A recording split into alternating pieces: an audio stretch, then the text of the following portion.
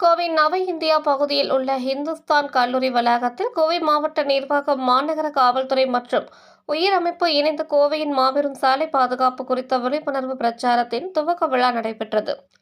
கோவை நவ இந்தியா பகுதியில் இந்துஸ்தான் கலை மற்றும் அறிவியல் கல்லூரி இயங்கி வருகின்றது. இக்கல்லூரி வளாகத்தில் கோவை மாவட்ட நிர்வாகம், மாவட்ட காவல்துறை மற்றும் சாலை பாதுகாப்பு துறையில் செயல்பட்டு வருகின்ற தன்னார்வ தொண்டு நிறுவனமான உயிர் ஆகியவை இணைந்து கோவையின் மிகப்பெரிய சாலை பாதுகாப்பு விழிப்புணர்வு பிரச்சாரத்தின் துவக்க விழா நிகழ்ச்சி நடைபெற்றது.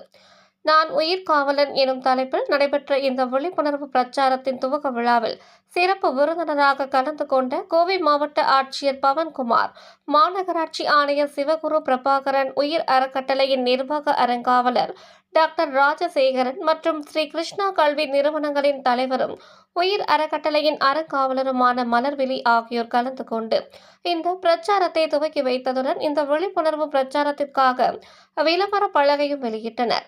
தொடர்ந்து மாணவ மாணவிகள் மத்தியில் பேசிய ஆட்சியர் பவன்குமார் கூறியதாவது: கடந்த சில ஆண்டுகளாக கோவையில் சாலை விபத்துக்களை குறைக்க பல்வேறு விழிப்புணர்வு நிகழ்ச்சிகள் நடத்தப்பட்டு வருகிறது.